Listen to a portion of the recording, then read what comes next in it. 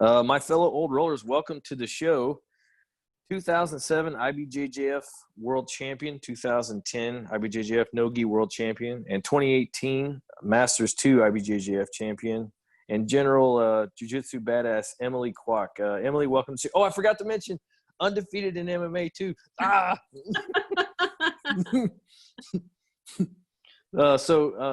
General Badass and undefeated MMA fighter Emily Kwok. Emily, thanks so much for joining me, and welcome to the show. Thank you so much for asking me on. Well, this is super exciting. So you're an interesting person to interview for me specifically, and to give you a bit of background on the show. I turned 40 June 1st. Okay.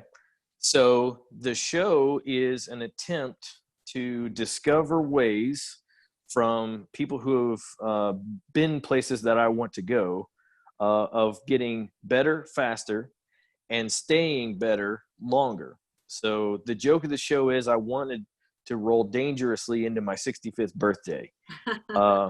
That said, we interviewed Tom Corey, who started jiu-jitsu at 65 and is a badass 72-year-old brown belt. And so now I've had to change my standards because I didn't know what I didn't know, so to speak. And so big thanks to Tom for changing my perspective on some stuff. And so to give a little bit of what is so interesting about you, the championship stuff is all amazing. And yes, I want to get into that, but you have already made me better. Your Bigger and Stronger Opponent series with Stephen Kesting, I have a lot of those, and you gave me a perspective on how to use shin on shin and butterfly and single leg X, and to be aggressive with people who are bigger than me and stronger and more athletic than me. Whereas previously I tried to play like a defensive game against people who had an athletic advantage. You were like, no, the mentality is get in there, get yours, put them on the run. If someone is trying to keep themselves from falling, guess what? They're not attacking you. So that's where you got to be. You got to be aggressive, stay aggressive, and get an advantage quickly. Yeah. So thank you for that. I'm a lot more dangerous to my more athletic partners because of you. So my condolences to them. It's interesting you bring that up because, that I much like you, was much more of a defensive fighter earlier on. And I think that for those of us who are smaller, weaker, older, we just have less eggs in our basket, if you will. A lot of the times when we start rolling, I think we tend to feel like we have to take the defensive position because we just get beat on so quickly by everyone up the ladder. It wasn't until I started training with Marcelo where I started learning a lot of the single leg X and the X guard game, and you had to be aggressive with it. And when I started playing it, I embraced it wholeheartedly and kind of left everything else I did to the side. And it was really interesting how much it improved my competitive prowess. And so just changed the dynamic. And I remember this was like 2009, 2010, they were just starting to commentate over jiu-jitsu matches. And I remember watching one of my matches back and hearing the commentators say, oh, ever since Emily started training with Marcelo Garcia, she's become a lot more aggressive and proactive in her fighting style. And so yeah, with the concept of what you're after in terms of what you want to cover in this podcast, I think that there are a lot of these little principles or rules that we can bring up that will help people be more successful in their game that aren't necessarily just technique based, but they're more strategy based. Well, spill the beans because clearly it's working for you. And like I said, you've already made me better, so you owe me nothing. Like I'm thrilled to be able to just say thank you. But anything that we get after that point is going to be just golden. So, with those strategy and tactical, sort of decision, matrices or whatever that you're talking about, how do you put those together? That's a good question. I mean, I think that in jiu-jitsu, we're still so early on in learning the sport. Really, I mean, I've been training for about 20 years. How long have you been training? So I'm very new to jiu-jitsu. I'm a purple belt. I was awarded my rank just before we had to stop, and I've been training just over 5 years with now pretty close to a 6 month gap due to the illness. Well, okay, so I think we're really looking at the sport being more gentrified within the last 5 to 10 years, Mm-hmm. and we're starting to see less primitive ways of learning the sport.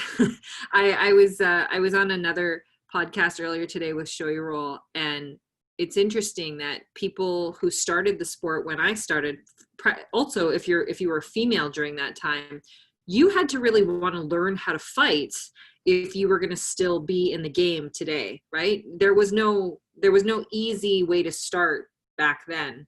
The Yeah. conditions were awful. Everybody was just beating on you all the time. It wasn't a great plane to learn on, you could say. It was just sort of dog eat dog.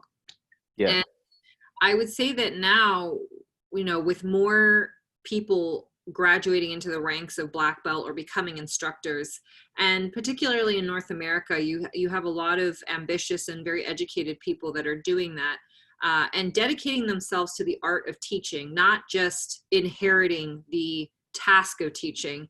And I make that differentiation because I think for a long time, those of us who've become teachers in jiu-jitsu or in any sort of fighting style have been former fighters, former athletes who maybe we've sort of passed the peak or the prime in our years, and we go, okay, well, I have this skill set. What do I do with it? Most natural thing for me to do is to open a school or to start teaching.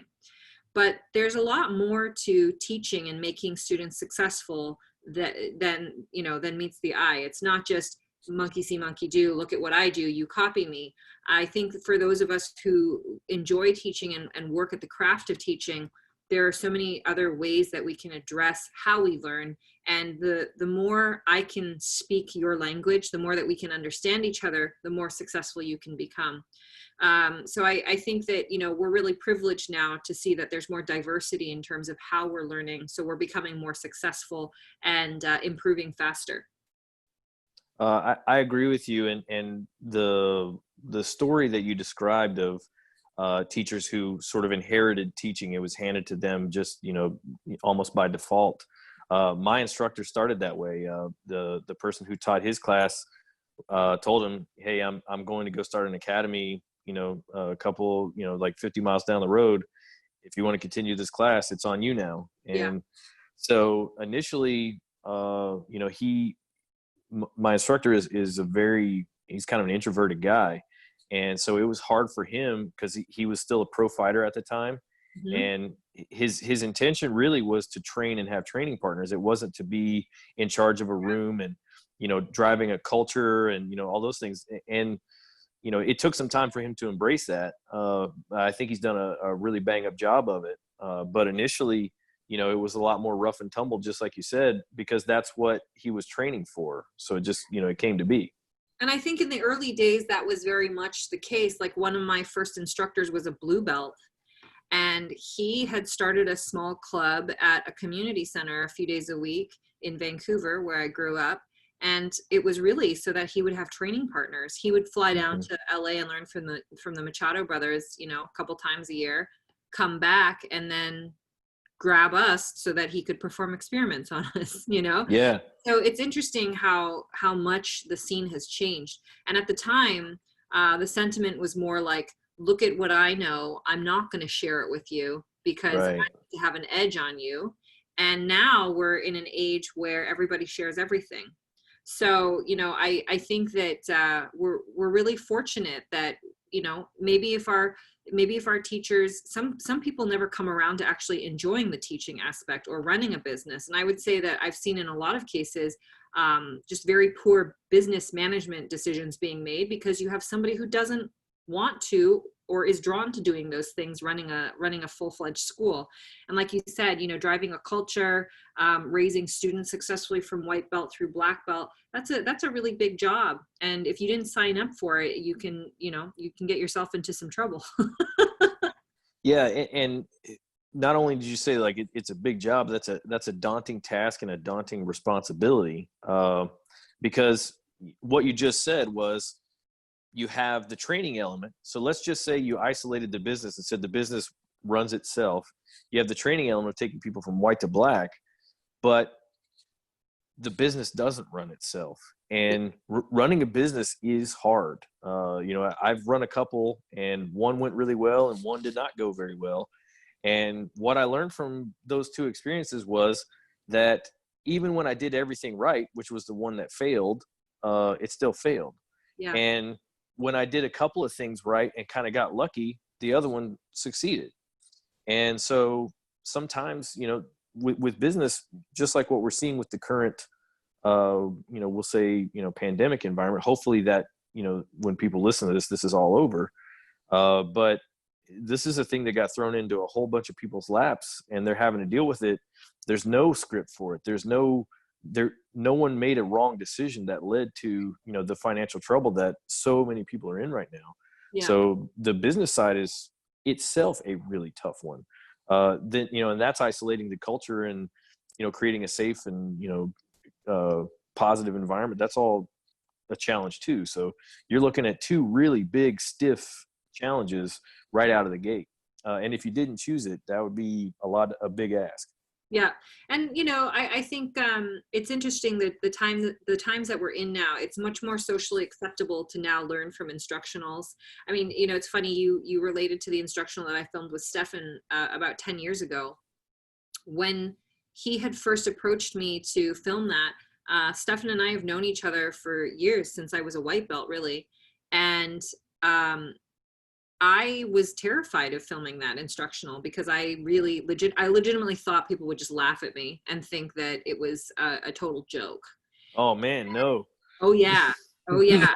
I was so fearful because, I would say 2006, 2007, I mean, the internet and social media and YouTube was not what it is today. But at the time, YouTube was considered like blasphemy. If you were picking up jiu-jitsu from YouTube, you didn't know what you were doing. Sharing was not the norm. And so that instructional, when it came out, I remember there was only one other instructional that had a woman on it that was produced quite a while back. And Stefan had said, I'd argue to say, if we're talking about doing this now, somebody else might be talking about doing it. And I think it's a legitimate time, and I think people would be into it. And I didn't think that the industry would support it because you didn't have a lot of women training. Mind you, we were careful not to title the DVD for only women. I wanted to cast a wider net. Yeah. And it was timely. I think about it as like catching the wave at the right time, because I can't tell you how many people today that I meet who are purple, brown, and black belts, men and women, who have said to me, I just wanted to thank you in person. That DVD made such a huge difference. If someone hadn't given me that DVD, I would have quit jiu-jitsu, and it helped me so much. And it's a beautiful story. 10 years later, it's the reason why I have a face or a representation in jiu-jitsu. I'm really delighted to be asked to come teach seminars and work with people, or in this case, speak with people who felt that I had something really valuable to offer them at that time and had made an impact on them. And so now I'm being invited to speak on podcasts or visit schools that were built by people who almost quit 10 years ago. So it's really nice to see the evolution and how much people are receptive to better training materials, and now we're in an age where there's so many resources available to us, not just on YouTube, but now you have, different types of online tutorial websites. You have BJJ Fanatics. It's incredible to see how much the industry has changed. Yeah. And there's an element like kind of what you said of, before people were trying to hide information, or keep secrets and things like that. I think there's maybe culturally we're shifting to this idea that if we put something out, it'll evolve, and that evolution will actually come back to us and make us better. Mm-hmm. So there may be a temporary loss of maybe competitive advantage, or even a competitive disadvantage if someone evolves it before, you get the chance to observe and evolve yourself. But ultimately, we could maybe say it's kind of come to a place where we believe that a rising tide lifts all ships. Yeah, and I think, a lot of this also goes back to what we'd spoken about early on with sort of the idea of fighting defensively versus offensively. When we hide and we have sort of like a scarce mentality about what we know, like I'm not going to share it with you because it's all I have. It only takes a matter of time because you're so comfortable with it that you become exposed because those people around you, training partners or competitors, whatever they may be, figure you out because you're you're wound up so tightly around what you know.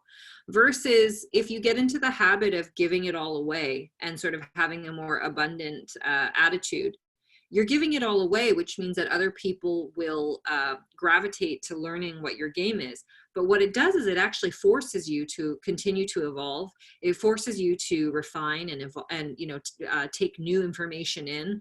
And I think it makes you a much more creative and dynamic practitioner or fighter because you don't give yourself that comfort of resting on your laurels and getting too comfortable with what you know. I think that's why for people like myself, jiu-jitsu is a long game. We're not training jiu-jitsu for 2 or 3 years and then we're kind of done with it. Jiu-jitsu still holds my interest 2 decades later with a lot of responsibilities that I didn't have 20 years ago because it allows me to continue to be expressive and creative and make it for myself. So, I mean, I think that's one of the most beautiful things about the art, if you take that route, because some people don't. Well, what you said about the difference in scarcity and abundance mentality is something that I had to apply from business to jiu-jitsu. And it's hard because a loss even in the training room is a death. It's a broken arm, like it's a big deal, and it's not easy. And one of the things that I learned in when I sold real estate pretty heavy was that someone else being successful at selling real estate is not you failing at selling real estate. Yes. And so I had to shift my own thinking on the mat from, oh man, I got armbarred, I suck, to I got armbarred. Oh, that's because you did a good armbar. And I can be happy for you for doing a good armbar and simultaneously not mad at myself for having got caught with it. And that was a hard shift. I'm not saying that was fun or easy. And what I would do, because I mean, I'm talking about like driving home angry, like I was, going home to kick my dog or something, what I had to do was I had to start saying good job, because that took the emotional impetus away from me. I failed to, oh, you succeeded. Good job. And then you got to swallow a few, like it was a good job, out of your teeth. But after a while, that became reflexive. And now anytime something good happens, even if it's not a tap, it's like, oh yeah, that was cool. Good job. And you just keep going. And it also forces, I think it also, when you have that type of training relationship with someone, it allows you to grow because that person can now push you on a level that they couldn't push you before. Recently in May, actually, before sort of at the height of all these closures, we had to say goodbye to one of our students who had been with us for over 5 years, and he was deserving of a black belt, and so we promoted him to black belt virtually. The sad thing about losing him was that having him over the course of 5 years, his name is Jose, he came into our school and forced us, like he pushed everyone to be better because he was so hungry and he was so passionate to be good at jiu-jitsu that, someone who we were rolling with pretty easily years ago was now taking our backs and choking us out and doing all sorts of things, manhandling us in 20 different ways. So, when you realize that is the trust and the camaraderie that is built with every training relationship we have, how much we have to nurture one relationship in order to help not just somebody else get better, but also help ourselves get better. And losing someone like that in your community, then, now some of us have been chatting and we're like, oh, well, who can we look to within our community that might be like a blue belt or a purple belt that we can take under our wing and really like fast track them to push us on the same level, you know? And Yeah. It's great when you have a group like that, when you have people that you really trust, and then you can say, okay, let's give our best to these students so that they can make us better. I think that's one of the best things that we have to offer. So in terms of that sort of, we'll say, global cultural evolution from a very, we could even say, scarce mentality within a lot of gyms and a lot of affiliations and whatnot, to a more abundance mentality, what do you think really drove that evolution? And you know, when did you see that start to really pick up and take off, you know, within your own training or within your own circle? You know, it's been very inconsistent. It's an inconsistent quality, I would say, that you find in gyms. It I think it actually requires a pretty evolved individual, an evolved leader, to say that I embrace this type of mentality and this is what I want the culture in my gym to be about. I've probably been in more gyms that have had a scarce mentality than not. The times that I haven't experienced that have been in places where the leadership or the head instructor has been someone that has a very pure love of jujitsu and not money. You know, Mm, I think what ends up happening, and I mean, if we're going to look at sort of the business side of things, um, sometimes profitability hurts the purity and the love of jujitsu, and it kind of bastardizes the culture. But you know, like for example, going to Marcelo's gym, I started training there in 2009, 2010. I was between gyms at the time when I arrived, and I had lost my love for jujitsu. I had been in some negative settings, negative surroundings, and I missed what jujitsu used to be to me. You know, I used to love training and competing because it brought joy to my life. And I remember the first time I went to Marcelo's, I was scared because I was taught previously to feel like I couldn't go train in other gyms. And mhm. when I finished my first class there, I just remember feeling just elated and clean. Like his love and his passion for jiu-jitsu was so evident because the energy in the school was just so uplifting and clean. You know, there was nothing else to it other than we're all here because we love jiu-jitsu. And because of that passion, because of that drive, I think, you know, Marcelo is known to be one of the most generous and humble spirits that we have representing the sport. And I think a lot of the people that have chosen to go train with him try to follow in that same light. But it's not every individual that you meet that has that type of mentality. And so as the sport has grown and we have more diversity in terms of who owns gyms and who is out there spreading their culture around, I think we have better options. But I would say it's not normally the norm, unfortunately, to find people who love it that much that they focus more on developing the community around them and being really generous with what they have to offer, versus people opening up a gym and then feeling like, oh, I have to compete with the other 3 gyms in the area. I want to take all their students away. No, how about you open up a gym, and because you opened up and there's 3 more gyms, more people in the area know about jiu-jitsu, therefore more people are just going to train, you know? So Right. that's not, I feel like we should have more conversations like that in jiu-jitsu. And I think they're starting to happen. But I do think that it takes a slightly more evolved mind to feel that way. And we're getting there. It's cycling through. You know, we recently interviewed Mark Kukuro, who runs a Pedro Sauer affiliate academy in near Charlotte, North Carolina. And at the end of the show, I do a segment we call 3 Up, 3 Down, where it's basically 3 things that you did well throughout your training that either helped yourself or your students to you know, get better faster or stay better longer, and then 3 that you screwed up. And he was talking about culture, and you know, he goes, I really made a mistake early on. I wanted a really strong competitive gym, and so he said he made the mistake of, you know, almost pitting his students against one another to say, like, you can't let this happen to you. You got to get better. If you're getting taken down by, Tim, like you gotta work your takedown defense and all that.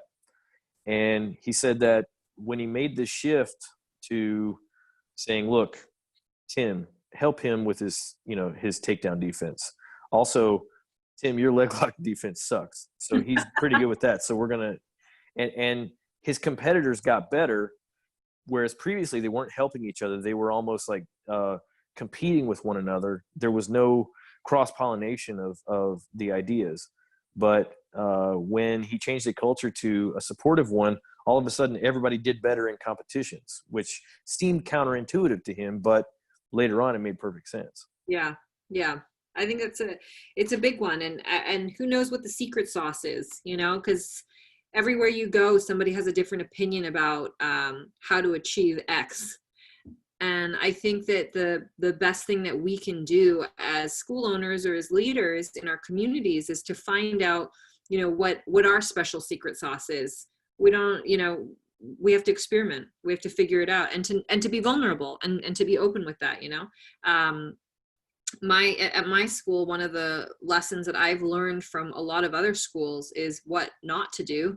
Mm-hmm. And one of the big things that I try to convey to my students is to support and inherit and believe in the community that we all create. The community is not created because of me. It's created because of everybody else that's there. And as such, I think we're in a very good position as a school to survive all of this coronavirus stuff, because people feel like they're a part of something bigger than themselves, and that they're a part of something long after I might not be there. Like I've seen that happen in a lot of schools too, where there's a figurehead or there's a singular person that drives everything. Now, I think there's always a singular person that might have a vision that drives that vision home. But I think that a mistake that we can make is to believe that one person is the reason why that school or that crew is successful. It really has to be about teaching people how to learn and lean on each other. And thus you can sort of repeat that cycle over and over again, and it's sustainable. So that's something I really value. Yeah, I think that's a fascinating concept too. Is that if you look at it, let's say you're a black belt head of a school, and you feel like you're leading from the front, you're doing a great job, but you look around the mat and you see community leaders, people who have accomplished things in their lives. I mean, those people are assets to your leadership, and they can be assets to your mat culture. Going back to one of our first interviews, Matt Thornton from Straight Blast Gym, he said that his goal is to organize the training and also organize the culture in a way that a 25-year-old pro MMA fighter can get great training with a 55-year-old soccer mom. Mm-hmm. He's like, but that requires a lot of thought on his part to make sure that he's creating training scenarios where, there is an exchange, as opposed to just like the 25-year-old dude crushing her. Yeah. But secondly, it requires buy-in from his community, his tribe, to the idea that a 55-year-old soccer mom is not just a valid member of the team, but is, a valid training partner. Is a training stimulus. And so when he's saying that, he's creating leaders, because there's not a lot of 25-year-olds that are, let's say, all that worldly, but all those interactions with people who have a broad range of experiences and, kind of life knowledge creates a stronger person. It almost has to. Yeah. And so, in the example of my own gym, we have 55-year-old doctors and attorneys and, 40-year-old airline pilot like myself. And we have a bunch of 25-year-old police officers. We have some pro MMA fighters. It's a broad range of people. And, I learn a lot from 25-year-old MMA fighters. It's like I got a lot more life experience than them, but I still pick up some stuff, so it's the culture, just like what you're saying, it can't be just like that one figurehead. Like everyone plays a part in it. And you do lead from the front, but you also, as you lead, you bring people with you, which means that they lead too. Yeah. And I mean, it's not to say that a school can't survive if they do have a singular figurehead, but I personally feel like that's a lot of pressure to put on one person. I've certainly run into this problem before where I've put my instructors on a pedestal and made them non-human. That's a lot of pressure for one person to deal with. They're dealing with their own mess, let alone now they have to take on yours. And so Right. I think that, by creating a culture where people learn how to lean on each other, you're creating sort of a fabric that everybody can kind of weave themselves into, and everyone knows that together we all have the answers. It's not just one person. And like you said, there might be an individual that's organizing that training like Matt Thornton does. And that's similar to sort of what I like to try to do at my school, because I don't want to put Emily Kwok Jiu-Jitsu on the walls, because one day Emily Kwok's not going to be here. But the legacy of what I've tried to create is a community that everyone can feel like they're a part of.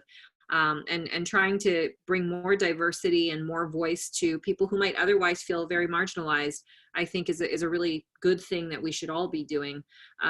Your story of, a 25-year-old MMA fighter and a 55-year-old soccer mom, that happens all the time in my gym, and those are some of the proudest moments that I have when I see a 21-year-old kid who could go wreck everybody in the room, pick out a lesser, smaller, weaker opponent and train with them just the same as they would with anyone else, and have a productive relationship. I think that we don't need to sort of stand over each other in order to get ahead in jiu-jitsu.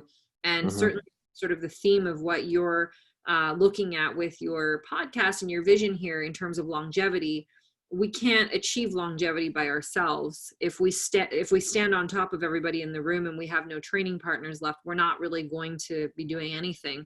So we have to really learn to find out how to look at each other as assets. And it's not going to be the same for everyone. People are going to fit together in different ways and in very unlikely ways. But I think it brings out the best in who we are.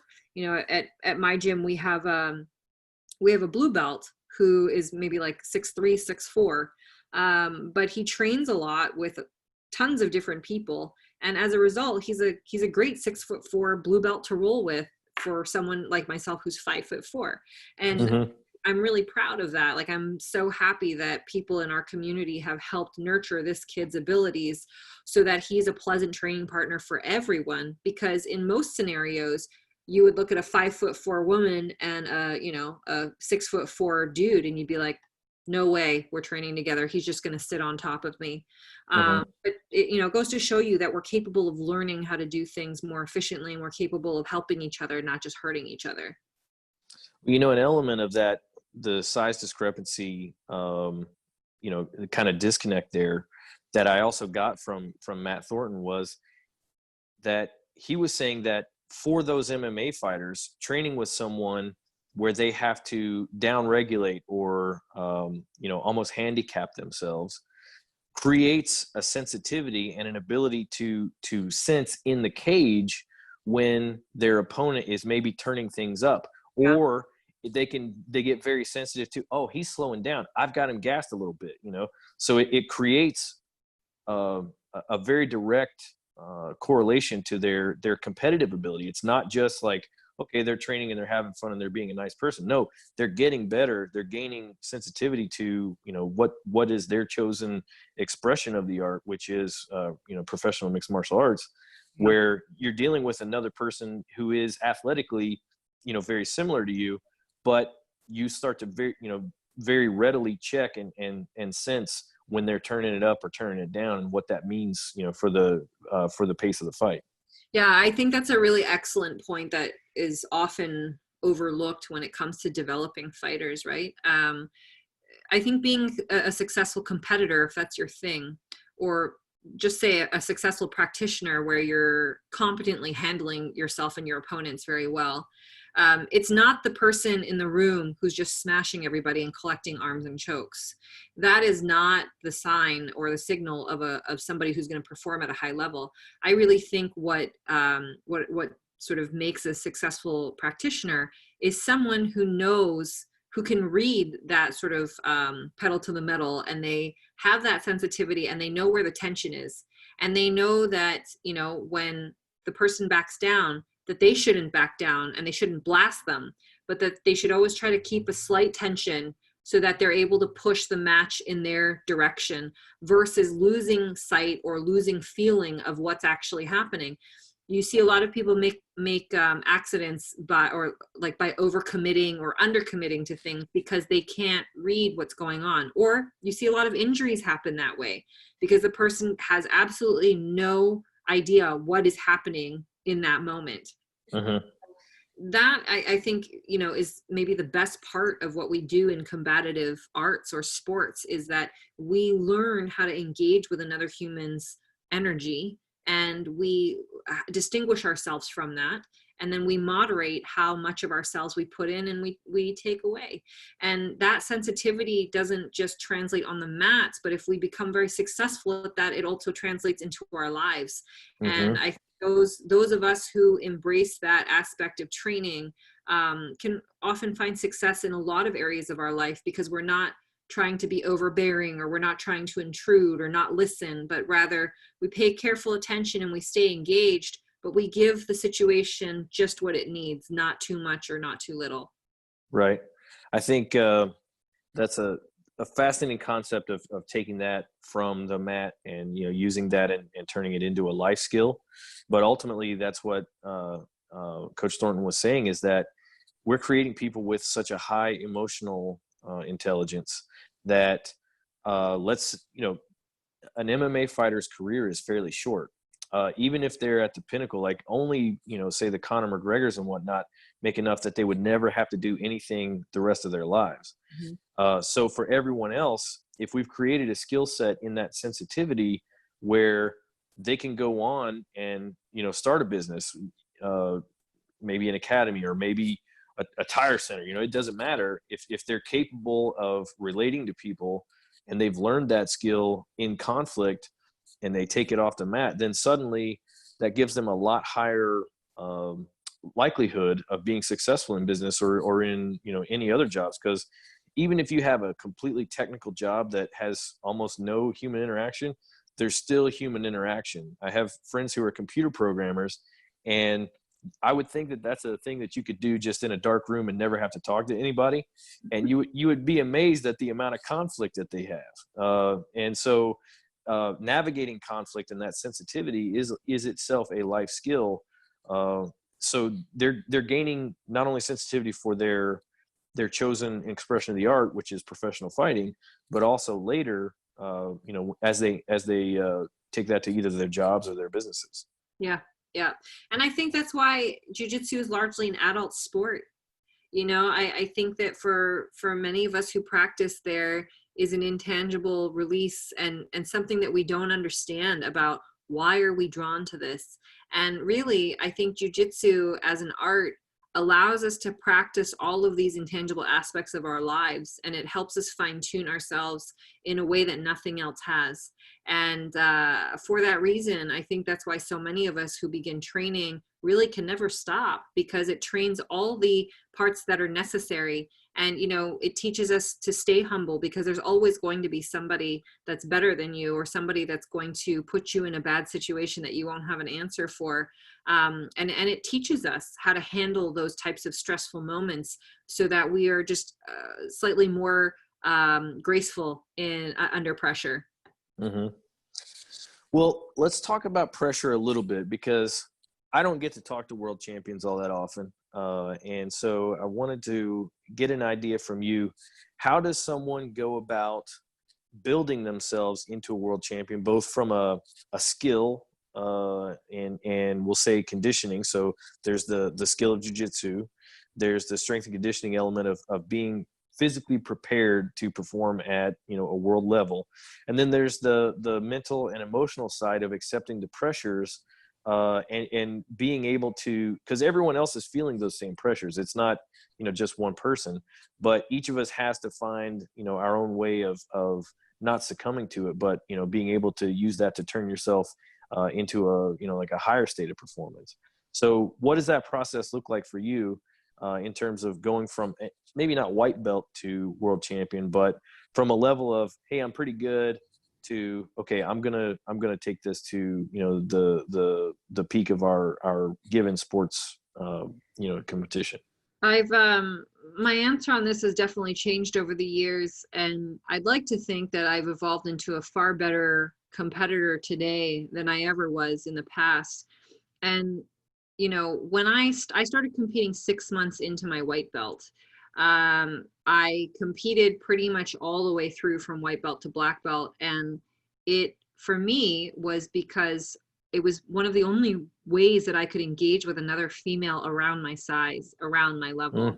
I also started competing at a time when there were so few women doing it that we often still, like, every match was an absolute match, absolute in weight and absolute in belt level. Because, when I started in Vancouver, there were 2 tournaments a year that were large scale martial arts tournaments, and jiu-jitsu was only one part of it.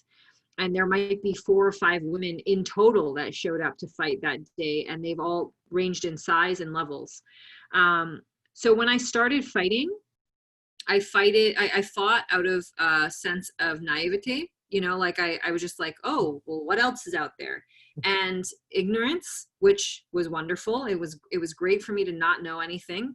It was also in a time where we didn't have social media. So there was no way for me to, back then you heard about people through the grapevine if they were really worth their weight. It was a story that was told. And so the stories had much longer distances to travel. So chances are, if you heard somebody's name, that person was really a big deal, We're dealing with different pressures now. And it's interesting to see how some of my students relate to competition and how they have to prepare for it. And also in how I've come to it. So, from this place of naivety, I used to just go for broke and just show up and be like, well, who else is here? There was no pressure because it was just a matter of finding someone else like me. And I consistently won and performed very well from white belt through purple belt. I lost very few matches. I had a formula of what I did. I would take somebody down past their guard and crush them from the side. The times that I did lose, I was losing by like an advantage or something very small. And everywhere I trained, at that time I was training from Vancouver to New York to Tokyo, back to Vancouver. Everywhere I trained, I was always welcomed because I was one of the few females that was actively training, that took it seriously, and I was performing well. So every gym wanted to have a female because it was like, oh, well, maybe we'll get more females if they follow along with what Emily's doing. Nobody during that time ever pulled me aside and said, hey, let's round out your game. Like, you've been doing this really well, but we're really deficient in this area. And so the ignorance that I developed about what I had that was good and what I had that I didn't know, it was kind of enormous. And it wasn't until I became, fighting in the brown black division for the first time in 2007, when Mundials came to America, I won that year. And it wasn't until the women from Brazil started coming over and we had big players that were now brown belts and black belts showing up to fight. These weren't people that were practicing in their garages and sort of recreational, but these were people who took the sport very seriously, maybe more seriously than I took it, that I, for the first time, began to feel outclassed. And it was the first time that I felt deficiencies, technical and mental deficiencies. And at the time, I was going through a bit of a turbulent period with the team that I was on. And I wasn't, as I had won and achieved success, the success and the training practices were not being reinforced in a positive way. And I was part of a team that was talking down to me. So I went from winning the biggest tournament in the world to then losing everything. And with it, I lost my naivety, and I lost my ignorance, and I lost my mind. I lost my love. And I struggled to come back, and I competed a little bit more. When I went to Marcelo's in 2009, 2010, I pushed myself again to compete because I didn't want to be known as a one-hit wonder. And for me, the respect of my peers was always what was most sacred and important to me. I didn't want to be seen as sort of like the fluff that showed up on the sidelines. So when I stopped competing in 2011, 2012, I was stopping at a pretty low point. I felt like I had done enough to be respectable, but I certainly didn't feel like I was stopping on a high note. Around that time, I started working for a gentleman named Josh Waitskin, who is the silent partner at Marcelo's school. And a lot of people know him in the jiu-jitsu world as being the chess guy, because his early life was documented as being a quote unquote chess prodigy. So the film Searching for Bobby Fischer it was first a book that was written by his father, and then it got turned into a movie. So Josh and I developed a friendship, and I worked at the school for a bit. And then I began working for him personally, and we work in the peak performance space. So we kind of try to help people in the financial industry unlock the best version of themselves so that they are always performing at their best. We figure out who they are as a creative person, and we unhinge them, if you will. We find what's not working for them, and we try to find ways to create an environment and a platform where they're thriving. So it's an interesting intersection between sort of sports psychology, biometrics, work behavior, self-awareness, and journaling. Like, it's a blend of a number of things, but really it's translatable to jiu-jitsu or any performance sport for that matter, or actually just as a human, you can just learn from it, because I think whether we acknowledge it or not, everyone to some degree is trying to live their best life. And so I took some time off from competing, and I was I was having kids, and I was having a life, right? I hadn't done that for most of my years.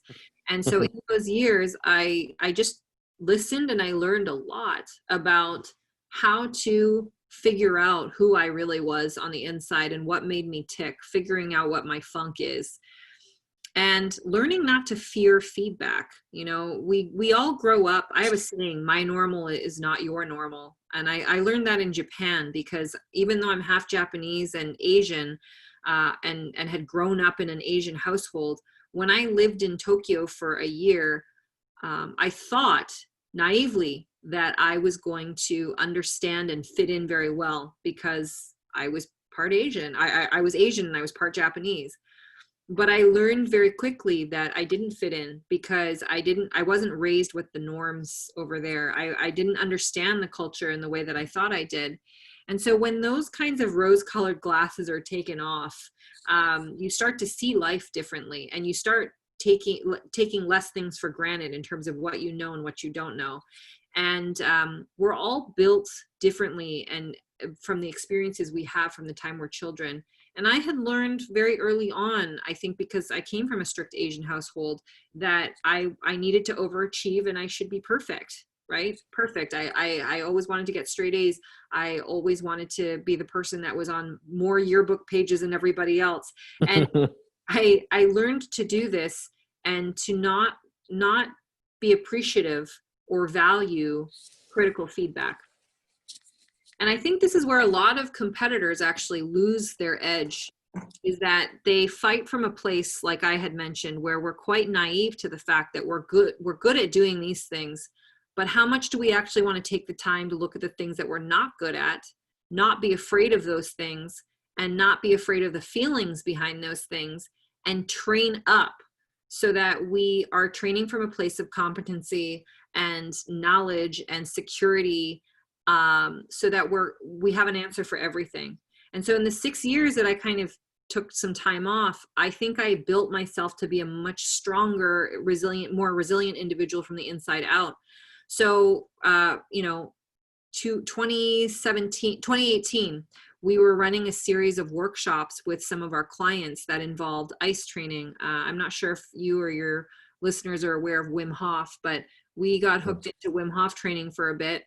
And we did a session in New York at Marcelo's school on the last day. And we invited some of the fighters, the competitors at the time to partake. And I decided to stay afterwards and train that day. And I hadn't really trained for myself in a long time. I had gone really deep into being a teacher, and training for myself was different, you know? So that day I put the teacher, Emily, aside, and I said, let me just go after people and see how I do. I'm not in competitive shape, but let me just see how I hold up. And I didn't do too badly. And so I thought, you know what, maybe it would be interesting for me to jump back into competition and see what would happen. And my run at competing at the Masters tournament in 2018 was probably the best experience of my life. I really learned about who I was because I wasn't afraid to look at who I was anymore. So I tactically trained for everything, knowing that if I had technical answers, psychological answers to not be naive about who I was facing, then that would give me the confidence that I would need to perform at my best, because essentially I would be showing up and saying, I trained better than you, I know more than you, I'm ready for this, versus I'm good at these things and I'm really going to hope that you don't expose my holes, right? Mm-hmm. Or I've been watching your game and studying your footage and I'm going to go after this because you're weak here, and not really centering it on what I knew and what I was in control of. So I went into that tournament a far better fighter than I had ever been, because I chose to not fear the feedback. And I wrote an essay about it. It's on my school blog about becoming the conscious competitor. And I think that's something that all of us should embrace in terms of whether we're competing in a tournament or we're just looking to level up in life. Why are we not succeeding at things? You know, is it because we're running from something and we're hoping that we can run fast enough that we'll get to the top of the hill? Or are we actually preparing ourselves in the right way so that we can pretty much blast through anything that comes to challenge us? And I think because of that, mentally, I'm a far more focused individual when I go into competitions, and it feels like it's coming from a much healthier and a much better place. So yeah, I came back a much more empowered fighter, and it was because I was willing to look at the things that I didn't want to look at before. You know, I hear from a lot of different people who compete that they have challenges with things like negative self-talk or even like negative self-image competitive look. They may have a strong, you know, sense of self-confidence, but they have a feeling that, you know, it might be like imposter syndrome, or it could be over focused, just like what you said, on what your competitor, you know, could or couldn't do, and just, you know, keeping them out of that, you know. And so it sounds to me like one of the ways that you dealt with that was just to run hard into the places where you felt like you would be challenged, rather than saying, I'm going to take you into my game and it's going to be my game or no game. You said, I got some challenges over here. Let's work on that and just spend some time here. That way, if I do get brought to it, I have a competent answer that, you know, at least I can come back from it.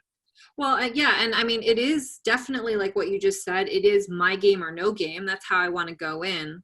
But, you know, it's not enough to just say it's my game or no game. We have to take the blinders off and say, this could happen, that could happen. Then what are you going to do? And I think that some of the best competitors that we see today are the ones that have taken the blinders off and have been willing to look at themselves and find an answer to every problem. You know, that tournament, 10 days before I was supposed to fight, I was training with a young wrestler, and he popped my ankle, both sides I had no ligaments in my left foot that were stable. But I had trained so hard for the tournament. I said, doesn't matter. I'll just work around it. I'm not going to use moves that'll aggravate my ankle, and I'll just retool my game. And I've never been that focused before and been able to win and succeed. And I think so much of it was because I took the emotion out of it, and I was a much more tactical fighter. So when it comes to negative talk, we have to ask ourselves, why does that exist?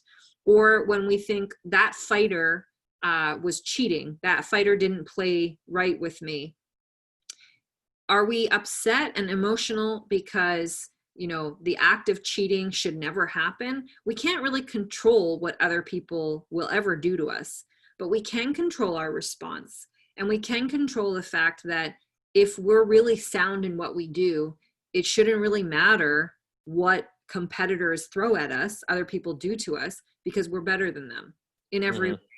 And if you haven't read Josh's book called The Art of Learning, I highly recommend it, because he talks about a lot of these experiences that he had to deal with when he was a young child, and learning some of these, hearing these stories and then discussing in depth how this all works with him as a person have helped me reflect so much more on where I've been deficient and what I haven't been willing to confront. And as you know, and everybody else knows that does jiu-jitsu, it's one of the most confrontational activities you'll probably ever do in your life. Mm-hmm.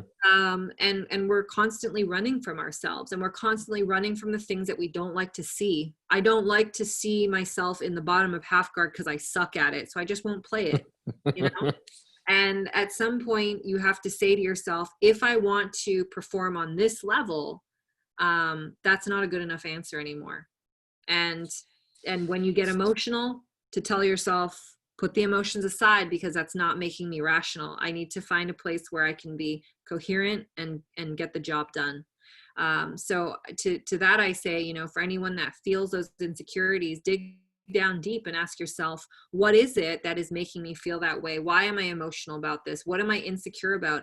And to be okay with saying what you're insecure about and then targeting that. And you can tactically get around anything. And knowing how many hours you've put in, knowing that you've prepared as best as you can, and that you have the best training camp will prepare you to face off on those mats. When I went to compete in 2018 after a 6-year layoff, I literally, like, what could anyone say to me when I was like, I have Marcelo Garcia as a technical training coach. I have a stable of fighters that I can train with there. I have so many top level friends all over the country that would also be willing to train with me. I have one of the best Wim Hof trainers coming down to teach me about mindset and breathing. And I have one of the arguably most in-demand peak performance trainers in the world in my corner. What can I not be ready for? And so it's kind of like X-Men, right? Like you kind of have to look at who you got on your team, and you can say, I'm ready for this. So there's ways around everything. It's being open to the things that we're a bit scared of. Well, actually, I have read that book. I'm a huge fan of it. Indirectly, that book has had an influence on the creation of this podcast, because one of the biggest concepts is starting with the end in mind. And if I want to roll dangerously into my 65th birthday, like I don't want to be a guy who knows some technique and who can flow roll at 65. I want to be a guy who at 65, when the bell rings, there's a 25-year-old kid and he's looking at me like, like he's avoiding eye contact. I want to stay tough. I want to be tough. I want to be able to express this art at a high level for a long, long time. And so this podcast is an exploration of how have people done that. And, it's not just with jiu-jitsu folk. There's nutritionists, physical therapists that we've interviewed. I'm having a hard time getting nutritionists to come on. I think they're too busy right now with COVID. But I'm working on some nutritionists. I just got to get somebody to be willing to come talk to a wrestling hillbilly for a little bit. But we'll get somebody. We'll get them. But I also read your article, the conscious competitor. Yeah. Yeah, and I really like that one.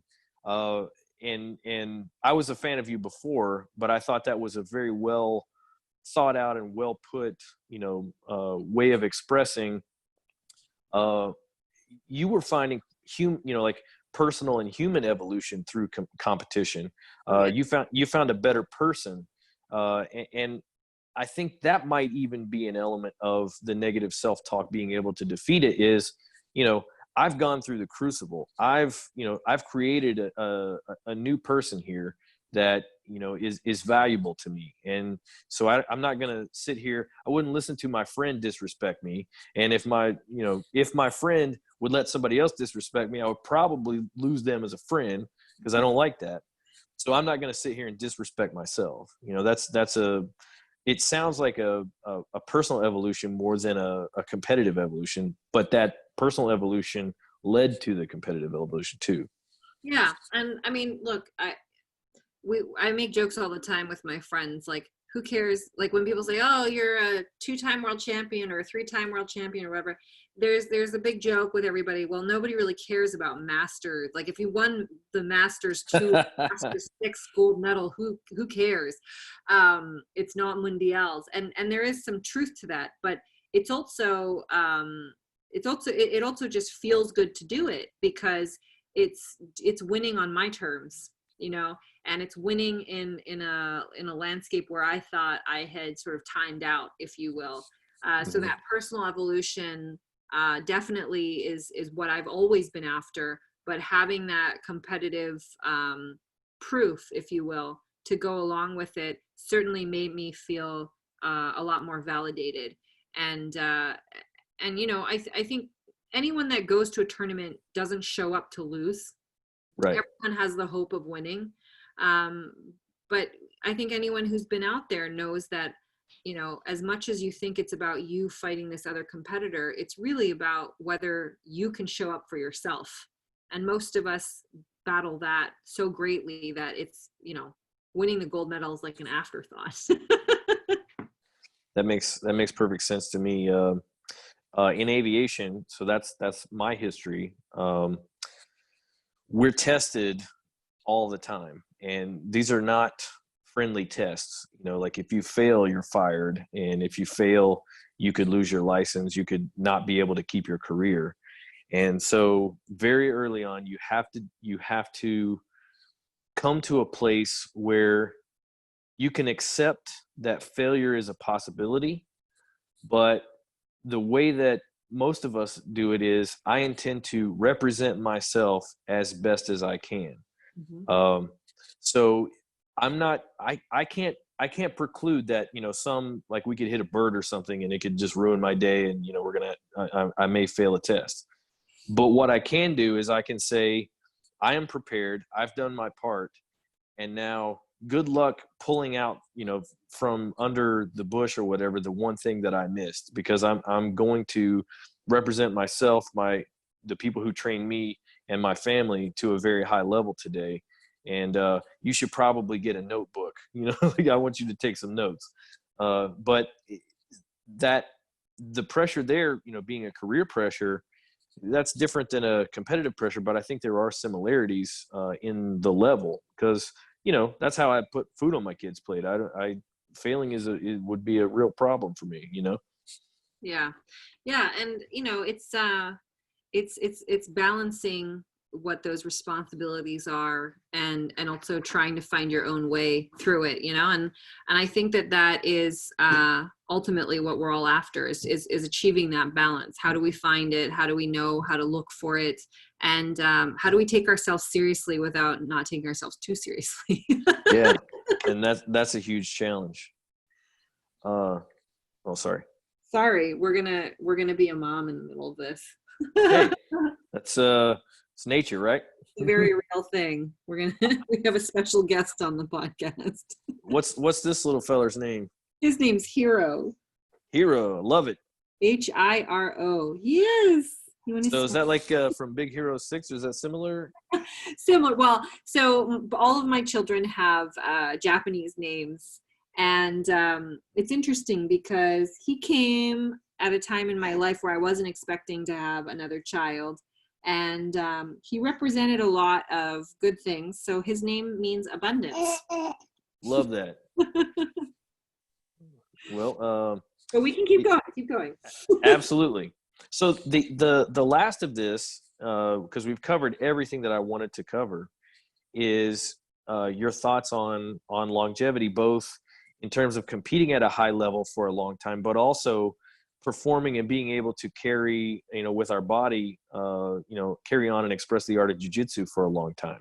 Yeah. So I know that I mean, you've been doing it, you said 20 years, that comes with lessons. So what can you kind of hand down from, the place where you are, to someone like me who's at it for 5 years and wants to be there in 20?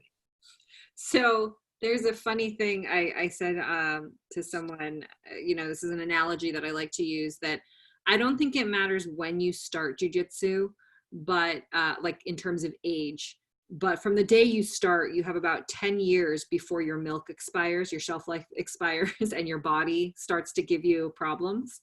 Mm-hmm. When I started jujitsu, we didn't have as many, choices in terms of who we got to train with. If there were 6 guys in your class, there were 6 guys in your class. And if they were 200 pounds, then you were just training with 200-pound men all the time. Sure. We certainly don't have to do that in most cases today. In most circumstances, we have a little bit more diversity in terms of who we can train with.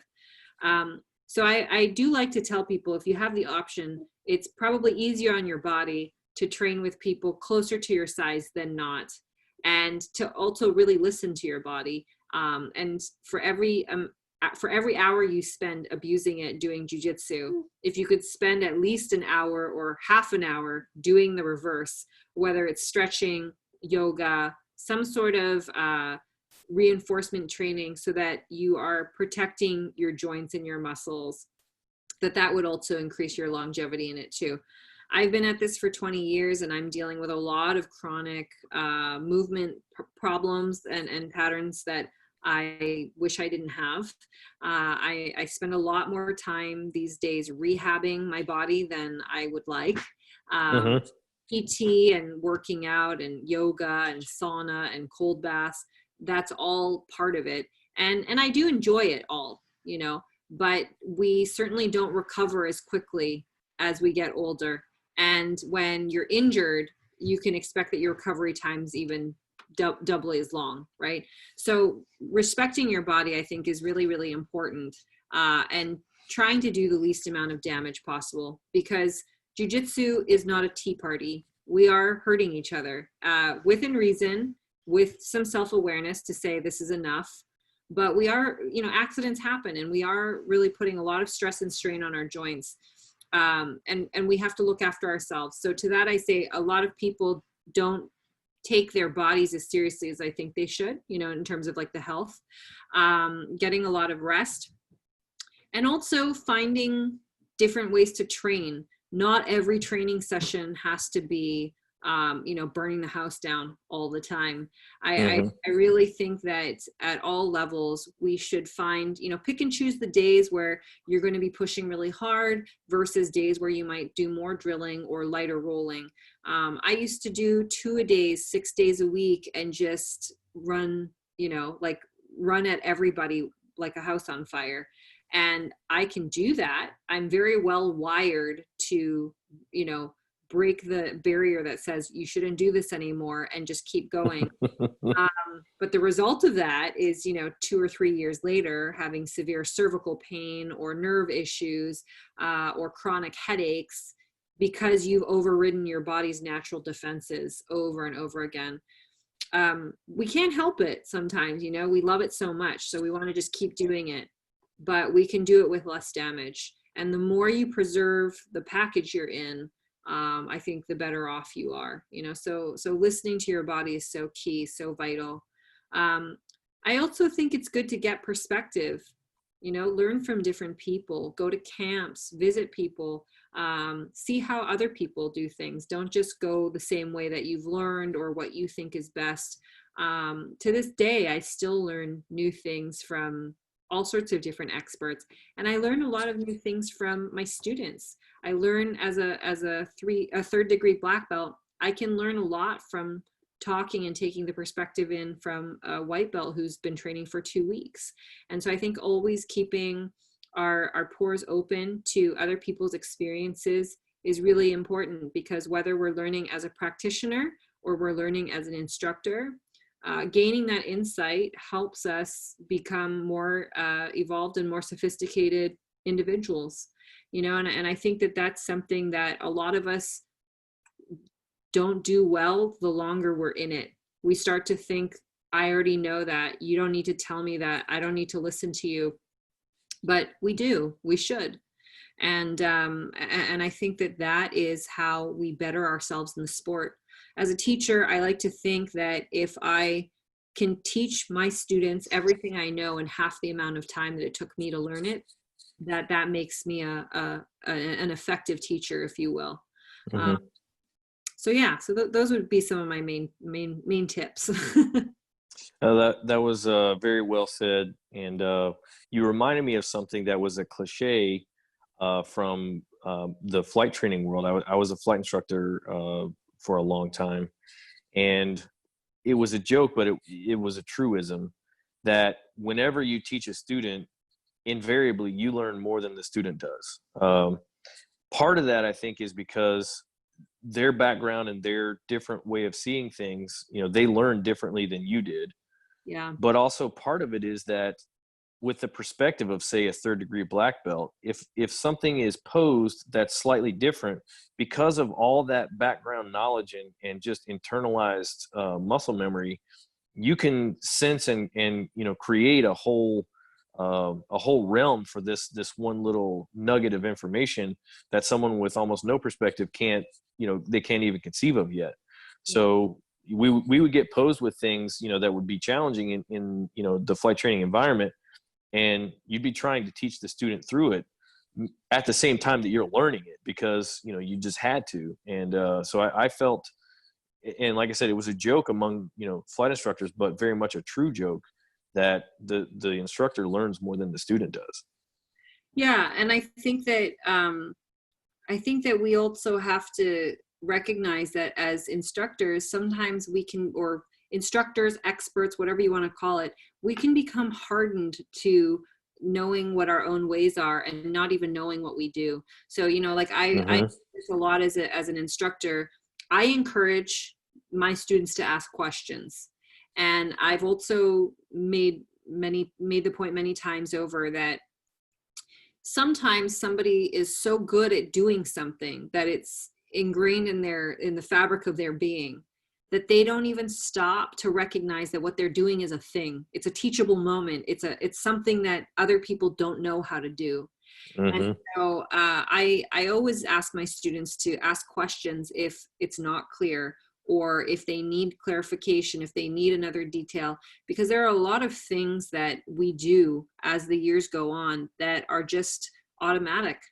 And I think that, every class I teach, it doesn't matter who's in the room, black belt or white belt, I always try to teach as if everyone in the room has no idea what I'm going to do, because I can't take for granted that this person has done the armbar 5,000 times. They may have only done it 5, or maybe they've done it 10,000 times, but a different way. And so, never taking for granted the fact that your perspective is the same as somebody else's, or as I say it, my normal is not your normal, is something I really hold very dear, because everywhere I've ever gone where I've employed that, it just makes for a much more graceful transition between you and the person that you're working with. And it just goes to show you that we can always be learning. We should always be learning. And to have that beginner's mindset, I think is what's going to help us be learners for the rest of our lives. How boring would life be if we thought that we knew everything already? You'd have to ask my wife. I don't know.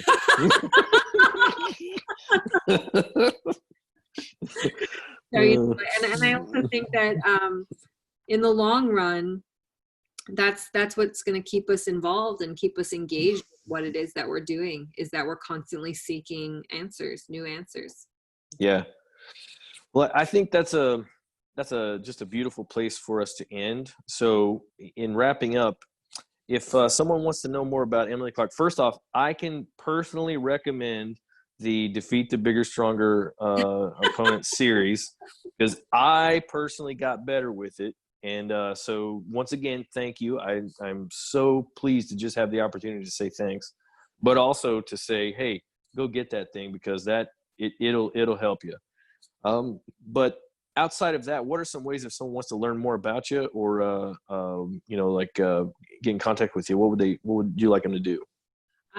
So, you know, I have a school in Princeton, New Jersey. I co-own it with a gentleman named Art Kynes. So you can go to www.princetonbjj.com. I am on social media. You can find me on Facebook, and you can find me on Instagram at Emily Kwok BJJ. And I run a little side gig on the side with another multiple-time world champion, Hannette Stack. We do Ground 12 grappling camps. We started out just doing camps with women, but we sometimes run co-ed events as well. We were actually supposed to have this amazing camp in April that got pushed to July, that just got pushed to who knows when, with just Tuda, Dominica Oblinece, and Hannette. It sold out in 5 minutes. It was going to be amazing, but that's phenomenal. We're just not in a place where I think everyone feels really safe doing training, open training with 50 people. Yeah. So that will wait until another time, but those are ways that you can reach me.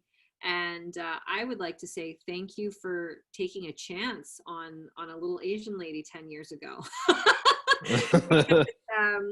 It's, you know, I've said this to a number of people. It means a lot as a female, and as you could say a minority coming up in a sport that wasn't very kind to women or smaller people way back when. That, you know, in order for us to achieve a place where, as a woman, if I'm looking for more equality or whatever it may be, it's really nice to have the support of not only females, but to have the support of really good men who have believed that. Well, let's not get ahead of ourselves. Well,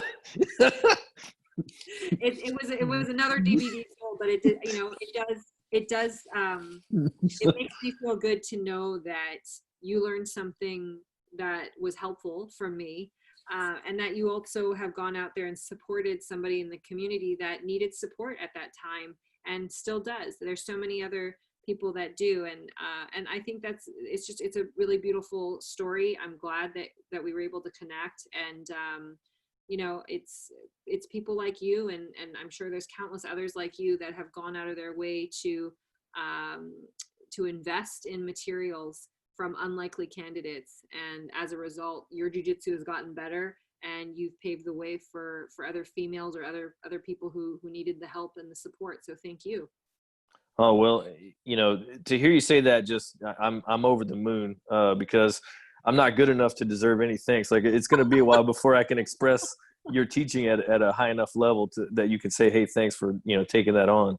But I will say that it was a very simple equation for me, in that I think I saw one or two of the sort of sample videos from YouTube, and your way of explaining things went straight to my brain. And I it's very rare for me, because I don't have a very strong brain, you know, like there's a lot of thickness in the skull area, and stuff doesn't go in well. So when I sense, you know, good instruction, you suddenly become genderless and sizeless. It's merely, hey, is this good information? Yes. Okay, then I need to understand it. I need to dig into it. And just because of that, it was very simple decision. Like, this already, you know, shows that it can work. I can put this to work. And it didn't take a whole lot of drilling before me, and especially the shin on shin, like, because there's so many paths that you can go. You can go for the double leg, you can go for the single leg, you know, there's single leg X. There's just a bazillion ways when that person is off balance to take advantage of that. And so that was just like a light bulb moment for me. And just over the moon thrilled that I got to talk to you and say thanks for that, because it really does mean that much. Well, thank you. You know, and it's I appreciate you reaching out. It's full circle, my man. One of these days you'll be a black belt too, and you're gonna be having to teach it too. Yeah. Whoever my poor students might be. Well, let's see. Just for the sake of the podcast, got to throw in, like, hey, if you're watching this, you got some good ideas out of it. I know you did. If you made it this far, that Emily had a lot of amazing things to say. Give us a like, give us a share, a subscribe. Hey, share it with a training partner. I know you don't want your training partners to get better, but if they get better, it forces you to get better. You know it, I know it. So help us out. the more people that are a part of our network for the Old Rollers podcast, the more people we can get to talk to us and share their ideas and stuff, just as Emily has done so graciously today. So help me, help you, help me, help you. I can't. But Emily, I cannot thank you enough for your time and your insight and sharing your experience with us. This has been just a phenomenal episode, and I think my Old Roller Nation is going to get a lot of great insights from it. Thank you. Thanks for your time.